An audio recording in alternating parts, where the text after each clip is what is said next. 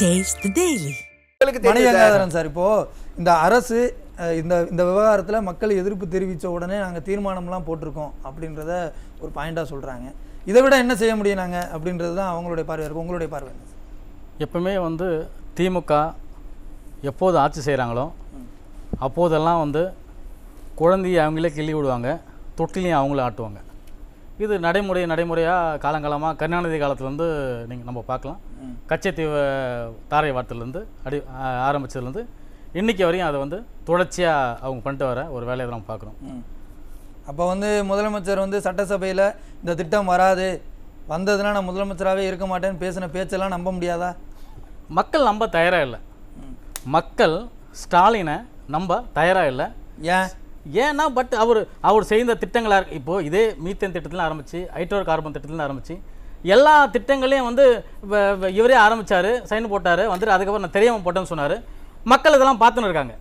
அப்போ இவர் செயல்பாடு எந்த ஒரு செயல்பாடும் மக்கள் ஏற்றுக்கிற செயல்பாடு ஸ்டாலின் கையில் கிடையாது. நிர்வாக திறமே ஸ்டாலின் கிட்ட கிடையாது. இப்போது இது மதுரைன்றது ஒரு முக்கியமான ஒரு பிளேஸ். அங்கன்னு ஒரு கலாச்சாரம், ஒரு பண்பாடு அங்கே இருக்குது. மதுரைன்னா ஒரு அழகர் கோயில். அந்த அரிட்டாப்பட்டியும் அழகர் கோயிலும் சார்ந்த ஒரு பகுதி தான் அந்த டங்ஸ்டன் இருக்கிற ஒரு பகுதியாக ஒரு ஃபைண்ட் அவுட் பண்ணுறாங்க. மத்திய அரசு ஸ்டாலினுக்கு கடிதம் எழுதுகிறாங்க. அப்போ இவங்க அதை தடுக்கணுன்றதை எதுவுமே சொல்ல, பட் ஏழை நாங்கள் எடுத்துக்கிறோம், நாங்கள் பார்த்துக்கிறோம், நான் பார்த்துக்கிறேன் அப்படின்ட்டு தான் சொல்கிறாங்களே தவிர அதை தடுக்கிறதுக்கான எந்த ஒரு திட்டங்களும் அதை கடிதம் மீண்டும் அவங்களுக்கு அதை கண்டித்து எழுதலை. இதை வரக்கூடாதுன்னு சொல்ல நானே கேட்குறேன். அப்படி ஒரு மக்கள் மேலே ஸ்டாலினுக்கு அவ்வளோ நம்பிக்கை, அவ்வளோ அக்கறை இருந்தால் அன்றைக்கே நீ சொல்ல வேண்டியதானே, இந்த மாதிரி மக்கள் மத்தியில் சொல்ல வேண்டியதானே, இந்த மாதிரி நானே கேட்குறேன், இந்த மாதிரி எழுதியிருக்காங்க அப்படின்னு சொல்ல வேண்டியதானே. அப்போ சொல்லலை. அப்போது ஏறக்குறைய அங்கே பார்த்தீங்கன்னா பல ஏரிகள் இருக்குது, குளங்கள் இருக்குது, அதை சார்ந்த விவசாயம் சார்ந்த பகுதியாக இருக்குது. மக்கள் அதை இப்போ நீங்கள் ஒரு திட்டங்களில் நீங்கள் அந்த திட்டங்களை நீங்கள் அதை நிறைவேறிச்சுன்னா அந்த மண்ணெல்லாம் மலடாயிடும். மலடு ஆன பிறகு அதுக்கப்புறம் என்ன இருக்கு? பாலைவனமா மாறும். இந்த பாலைவனமா மாற்றத்துக்காக ஒரு திட்டமாக தான் சார் திமுகன்றது ஆட்சிக்கு வரும்போதெல்லாம் தமிழகத்தையே சீரழிக்கிறதுக்கும் இங்கே இருக்கக்கூடிய விவசாயத்தெல்லாம் நாசம் பண்ணுறதுக்காக தான் அவங்க குறிக்கோளாக இருக்காங்களா? மண் சார்ந்த பிரச்சனைகளையும் விவசாயம் சார்ந்த பிரச்சனைகளையும் ஸ்டாலின் என்றைக்குமே தொட்டதே கிடையாது. அவங்கள சார்ந்து அரசியலையும் அவங்க வாழன்றதுக்காக எந்த ஒரு நலத்திட்டங்களையும் பண்ணதே கிடையாது. நீங்கள் இந்த டெல்டா மாவட்டங்களில் அந்த ஹைட்ரோ கார்பன் திட்டமும் மீத்தேன் திட்டம் வந்திருந்தா பாலைவனமாக போயிருக்கோம். அது பாதுகாப்பட்ட வேளாண் மண்டலமாக அறிவிக்கப்பட்டது அதிமுக ஆட்சியில். அப்போ நீங்கள் இப்போ இதெல்லாம் பார்த்தீங்கன்னா இப்போல்லாம் தெரியாமல் நிறைய விஷயங்கள் இவங்க மக்கள் மத்தியில் தெரியாமல் ஒன்று போடுவாங்க, ஒரு எதிர்ப்பு வந்தால் அதுக்கப்புறம் ரிவர்ஸ் ஆகிடுவாங்க. இதே இப்போ நூல் விட்டு பார்க்குறாங்களோ இதே தான். இப்போ இதில் என்னன்னா இதெல்லாம் ஒரு பெரிய ஒரு பலாயிரம் கோடி, இது இதில் ஒரு செய்தி ஒரு ஐஏஎஸ் என்கிட்ட சொன்னார். அதானே சூரிய ஒளி மின்சாரத்துக்காக மட்டும் வரல, இதுக்காக தான் வர்றாரு அவர். பட் இதுக்காக தான் இவங்களை சந்திக்கிறாரு, சந்திச்சு பேசுறாரு. அவங்க நான் கேட்குறேன், ஸ்டாலின் சட்டசபையில் நான் அதானி சந்திக்கலன்னு சொல்றாரு. நான் சந்திக்கல. அப்போ உன்னை சார்ந்தவங்க யாரும் சந்திச்சிருக்காங்க? சபரிசன் தான் எல்லாமே பார்க்கறது. சபரிசன் சந்திச்சிருக்காரா இல்லையான்றது சொல்லணும். அப்போ இதை ஒரு பெரிய ஒரு பிஸ்னஸ், ஒரு பெரிய ஒரு இந்த மைன்ஸ் அண்ட் மினரல்ஸ்ல ஒரு பெரிய பிசினஸ் நடக்குது.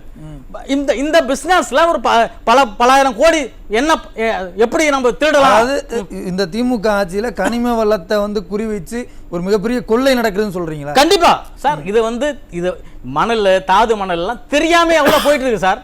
கேரளாவுக்கும் கர்நாடகாவுக்கும் தினமும் பலாயிரம் கணக்கான லாரிகள் மூலம் போயிட்டு இருக்கு. இது கேட்கறதுக்கு அந்த கலெக்டர் எல்லாம் யாரும் கேட்கறதே கிடையாது, தடுக்கிறதும் கிடையாது, அந்த தாழ்த்தெல்லாம் கேட்கறதே கிடையாது. ஏனாப்பட்ட வெள்ளாமை சார். ஒரு ஐபிஎஸ் ஆபீசர் திருச்சியில திமுக மாவட்ட செயலர் செல்லப்படுறாரு. நம்ம பார்க்கலாம். அவங்க திமுக என்ன செய்வாங்களோ அதை செஞ்சுட்டு இருக்காரு. ஒரு கலெக்டர் மதுரையில ஒரு கட்சி கொடியை ஏத்தனா அவங்களுக்கு நோட்டீஸ் அனுப்புறாங்க, அந்த கட்சி கொடியை அகற்றுறாங்க. இப்போ இது யாரு பண்ணுவா சார்? இந்த இடத்துல தான் இப்போ தமிழ்நாட்டில் பல பகுதிகளில் கனிம வள கொள்ளை நடக்கு, கேரளாவுக்கும் கர்நாடகாவுக்கும் லாரியாக போகுது அப்படின்ற ஒரு குற்றச்சாட்டை நீங்கள் சொல்கிறீங்க. இப்போ இந்த குற்றச்சாட்டை சொல்லும்போது டங்ஸ்டன் சுரங்க ஏலத்தை நீங்கள் விட வேணாம், நாங்களே விட்டுக்கிறோம் அப்படின்னு சொல்லி மாநில அரசு உரிமை கோரினதை அதையும் இதையும் இணைச்சி பார்க்கும்போது பின்னாடி ஒரு மிகப்பெரிய ஒரு பிளான் இருந்திருக்கும் சார். எல்லாமே பிளான் தான் சார். இவங்க இதை எடுத்து இவங்க லாபம் சம்பாதிக்கணும். இதில் மத்திய அரசு நீங்கள் பாருங்கள் 4 கட்டமாக ஏலம் விட்டுருக்காங்க. அப்போல்லாம் அமைதியாக இருந்திருக்காங்க. 4 கட்டமாக ஏலம் முடிஞ்சிச்சு. கடைசியாக வந்து அவன் ப்ராஜெக்ட் ஸ்டார்ட் பண்ண போகிறான். இந்த நேரத்தில் வந்து எடப்பாடி அதை கேட்ட பிறகு அதுக்கப்புறம் அதை பற்றி பேச முடியல. அங்கே ஒரு ஸ்ட்ரக் ஏற்படுது. உடனே என்ன பண்ணுறாரு, இவ்வளோ நாள் நான் கேட்குறேன் 100 நாள் அசம்பிளி நடத்தணும்னு சொன்ன ஸ்டாலின் 2 நாள் அசம்பிளி முடிக்கிறார். மீண்டும் மக்கள் இதை பேசுவாங்கிறதுக்காக. பட் மக்களுக்கான ஒரு முதலமைச்சராக மக்களுக்கான ஒரு கொள்கையை வழிகாட்டுதலும் எதுவுமே கிடையாது. நீங்க வந்து திருவண்ணாமலையை சார்ந்த அங்க விவசாய நகலாம் எடுத்தாங்க. அங்க விவசாயிகளை போராடுறாங்க, அவங்க மேல குண்டர் சட்டம் போடுறாங்க. இது எந்த விதத்தில் நியாயம்? விமான நிலையம் அமைக்கிறதுக்கான போராட்டங்கள் தொடர்ச்சியாக நடைபெற்று இருக்கு. இதே கனிமொழி வந்து பல விதவைகள் இருக்காங்கன்னு சொல்லி பெரிய பிரம்மாண்டமா பேசுறாங்க. அவங்க அண்ணன் வந்து இப்போ மதுபான கடையை 24 நடத்திருக்காரு. 24 மணி நேரம் மதுபான கடை நடந்துதான் இருக்கு. அப்போ இது யாரு பொறுப்பு?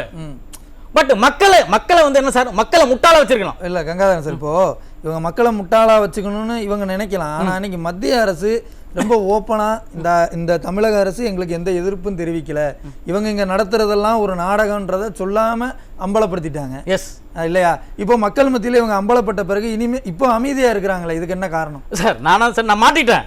திருடனுக்கு தேல் கொட்டின எப்படி இருக்கும், அது மாதிரி தான் இப்போ ஸ்டாலின் அமைதியா இருக்காரு சார். மத்திய அரசும் இவங்களும் இணக்கமா இருக்காங்க சார். இப்போ நீங்க வந்து இப்போ எல்லா விஷயங்களையும் வந்து அதுக்கு புரோக்கர் தான் அதானே. பிறகு அவங்க அம்பலப்படுத்துறாங்க. ஆமா, இப்போ நான் நல்லவன் காட்டிக்கிறேன்ல. சரி, இவ்வளவு நாள் அமைதியா இருந்தாங்க. இப்போ நீ என்ன பண்றேன்னா அமைதியா இருப்போம், என்ன மட்டும் மாட்டி விடுறேன்னா இப்போ என்ன மாட்டி விடுற? இப்போ எதனா இவங்க எங்க மாட்டுறாங்களோ உடனே மத்திய அரசாங்கம் சொல்லுவாங்க. அவன் பார்த்தான், ஓஹோ இப்படி சொல்றியா, சரி வா எல்லாத்தையும் நீ எழுதின கடிதத்தை தூக்கி போடு, அதையும் போடு. அப்போ என்னன்னா இங்க வந்து பல்லுயிரி உயிரினங்கள் இருக்குன்னு தான் சொல்றாங்களே தவிர இங்க ஒரு கலாச்சாரம், சமணர்கள் வந்த கலாச்சாரம், விவசாயிகள் வந்த கலாச்சாரம், இந்த 7 அடுக்கு மலைகள் இருக்கிறது, இதுல தண்ணி வந்து தானா வெயில் காலத்துல கூட இந்த 72 ஏரிகள்லயும் இந்த குளங்கள்லயும் தண்ணி வரும்ன்றத சொல்லல. இந்த தண்ணி இருந்ததா விவசாயம் பண்ணவங்க எதுவுமே சொல்ல. இங்க இருக்கிறத ஒரு கலாச்சாரத்தை எல்லாம் சொல்ல.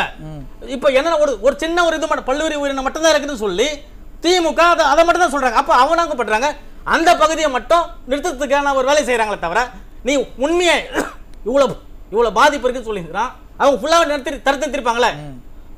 அப்போ இவங்களும் அம்பலப்படுத்துறாங்கன்ற சொல்றீங்க சார். சார் உங்களுடைய இறுதி கருத்தை மிக சுருக்கமா சொல்லுங்க சார்.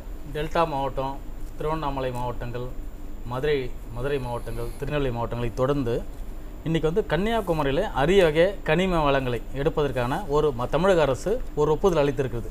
இன்னைக்கு எடப்பாடி அவர்களை கண்டிச்சிருக்காரு, அது உடனே ரத்து பண்ணணும். இப்போ என்னன்னா இதுல என்ன நமக்கு தெரியுது, சரி இங்க மக்கள் போராடினவனே இங்க மக்கள் போராடினவனே மதுரையில் அங்க போயாச்சு. அப்ப அங்க போராடினவனே எங்க போவீங்க? இப்ப தமிழ்நாடு முழுக்க இதே கொள்ளையடிப்பதுக்கான ஒரு வேலைகளை தான் திமுக ஈடுபட்டு இருக்கிறது. இப்போ இங்க இருக்கிற கூட்டணி கட்சிகளை கலைச்சு திமுக சேர்ந்துருங்க. திருமாவளவனுக்கு அவருக்கு சிபிஎம்க்கு நான் சொல்றேன், கட்சிகளை கலைச்சிருங்க. திமுக எதிர்த்து கேள்வி கேட்க முடியாதவங்க நீங்க எதுக்கு கட்சி நடத்துற? நீ தனியா ஒரு கட்சி நடத்துறதுக்கு எதுக்கு? இல்ல மக்கள் எல்லாருமே முழிச்சுக்கிட்டாங்க சார், இந்த கூட்டணியே இருக்குதா இல்லையா தெரியாம கலைச்சிட்டு திமுக சேர்ந்துருங்க. நன்றி சார், நன்றி.